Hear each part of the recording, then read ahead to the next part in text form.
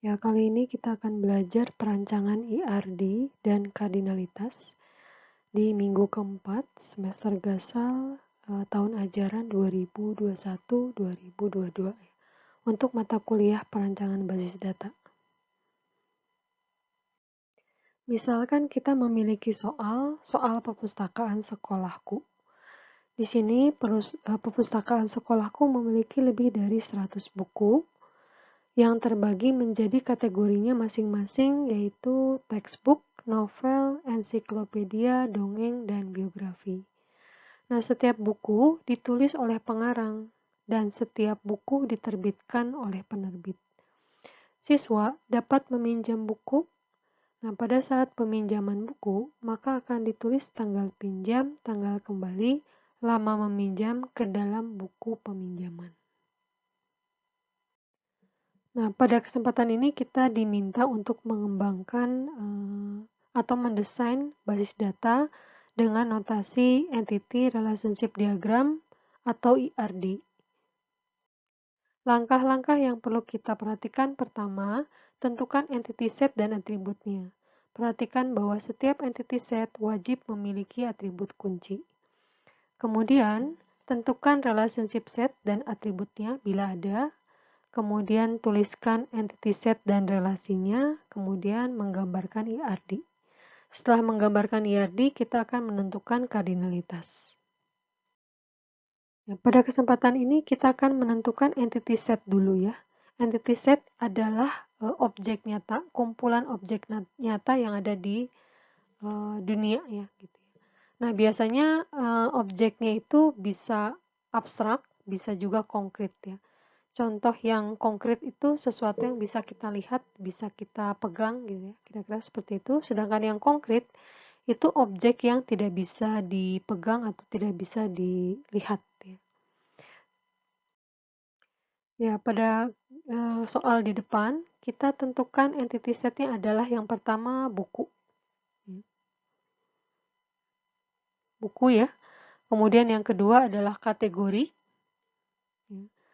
Karena kenapa di kategori menjadi kumpulan entitas atau entity set? Karena di dalamnya ada textbook, novel, ensiklopedia, dongeng, biografi gitu ya. Jadi ada beberapa.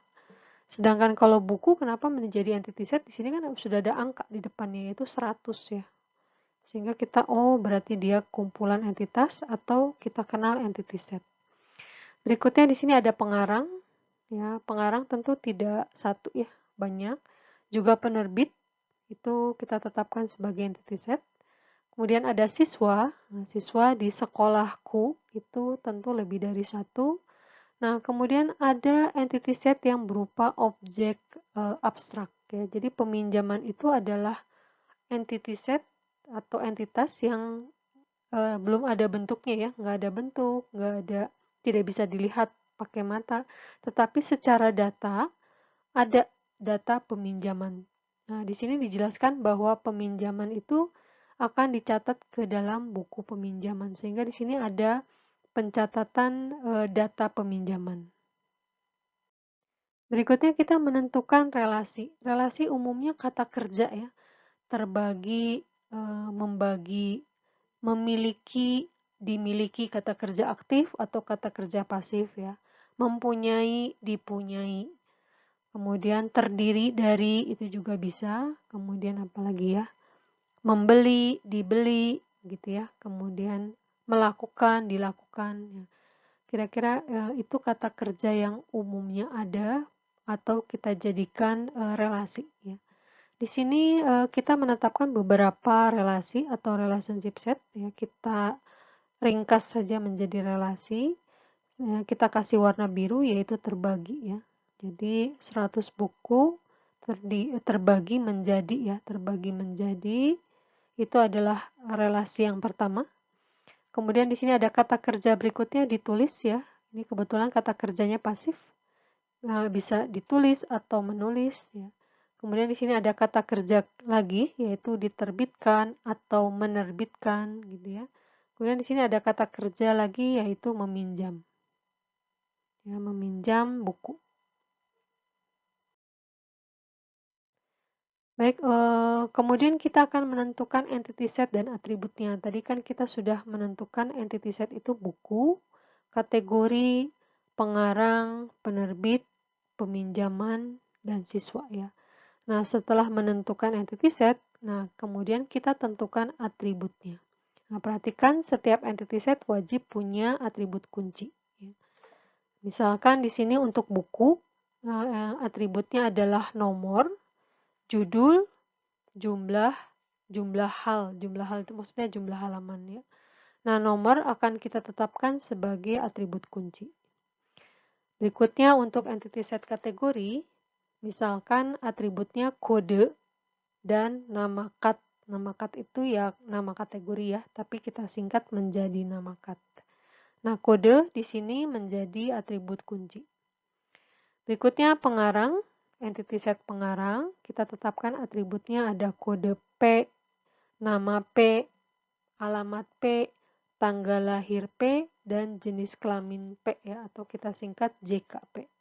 Kemudian di sini saya kasih clue bahwa tanggal lahir itu merupakan atribut composite.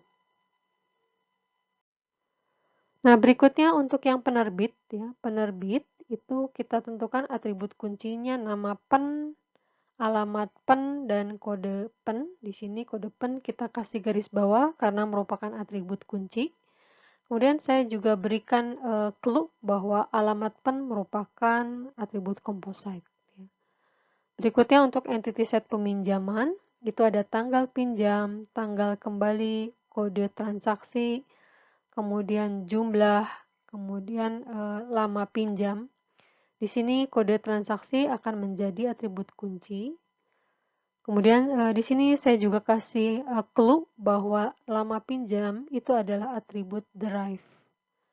Berikutnya untuk entity set siswa, kita tentukan atributnya nomor siswa atau NOS, nama siswa atau namas, alamat siswa yaitu alamat S, jenis kelamin S, dan kelas S. Ya. Nah, sebagai informasi bahwa atribut kunci, yang dimaksud dengan atribut kunci, ya contohnya ini. Atribut kunci adalah atribut yang isi atributnya, itu unik dari satu entitas dengan entitas lainnya.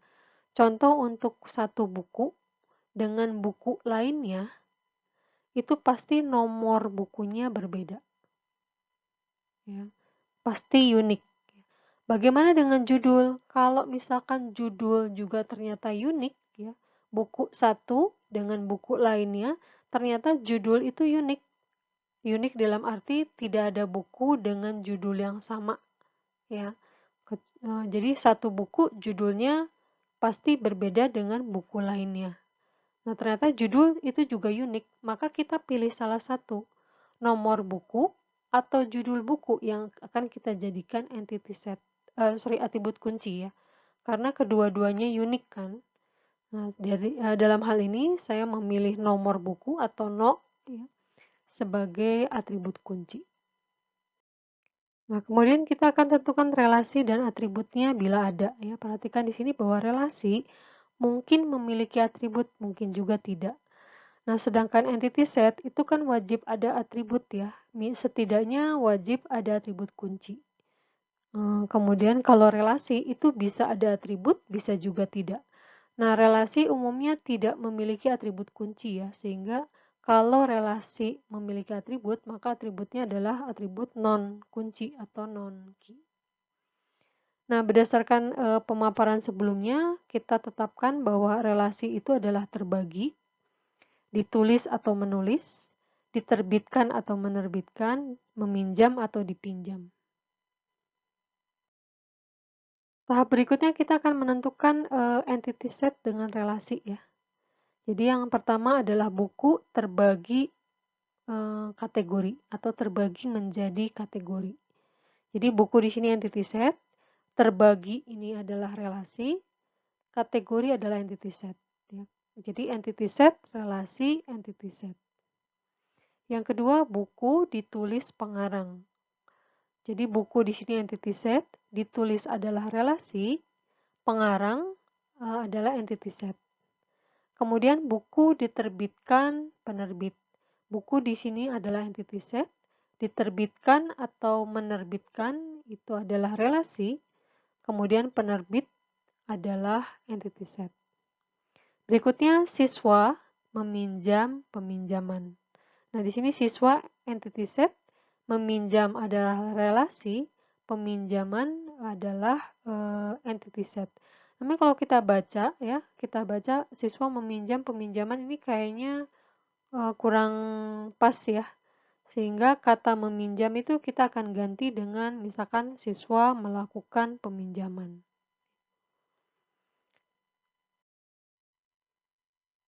Nah, kembali ke yang tadi. Di sini kita sudah mengganti ya, siswa melakukan peminjaman, biar enak bacanya aja. Tadi kan siswa meminjam peminjaman ya. Sekarang kita ganti menjadi siswa melakukan peminjaman. Kemudian ini peminjaman apa? Di sini masih ada yang kurang. Sehingga kita menambahkan entity set dan relasi yaitu peminjaman terhadap buku.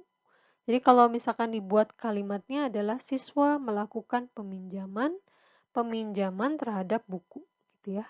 Nah, yang saya garis bawahi itu adalah relasi, sedangkan peminjaman dan buku itu adalah entity set. Dengan demikian, sekarang relasinya ada 5 ya, yaitu terbagi, ditulis, diterbitkan, melakukan, dan terhadap. Ya, kita lihat.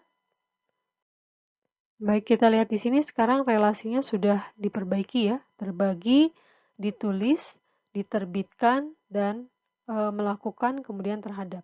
Ya. Ya, di sini kita akan menggambarkan pertama entity set buku ya. Entity set buku atributnya adalah nomor, judul, jumlah hal, dan jumlah. Nah, atribut kunci digaris bawahi. Kemudian entity set kategori, yaitu dengan atribut kode dan nama kat. Berikutnya entity set pengarang. Entity set pengarang memiliki atribut kode P, nama P, alamat P, jenis kelamin P.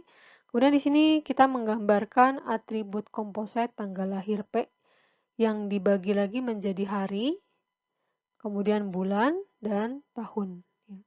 Berikutnya ada entity set penerbit. Entity set penerbit itu ada kode penerbit, nama penerbit, saya singkat pen begitu ya.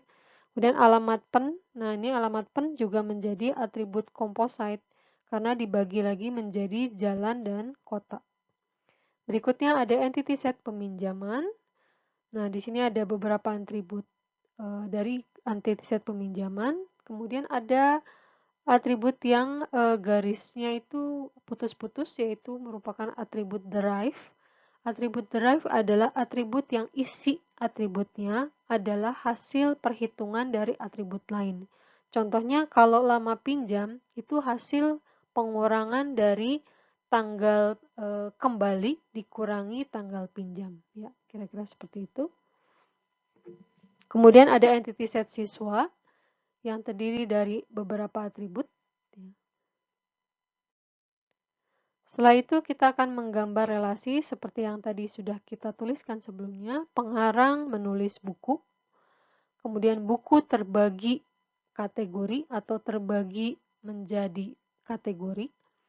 Kemudian penerbit menerbitkan buku, kemudian peminjaman terhadap buku, kemudian siswa melakukan peminjaman. Jadi kalau dibaca itu siswa melakukan peminjaman terhadap buku.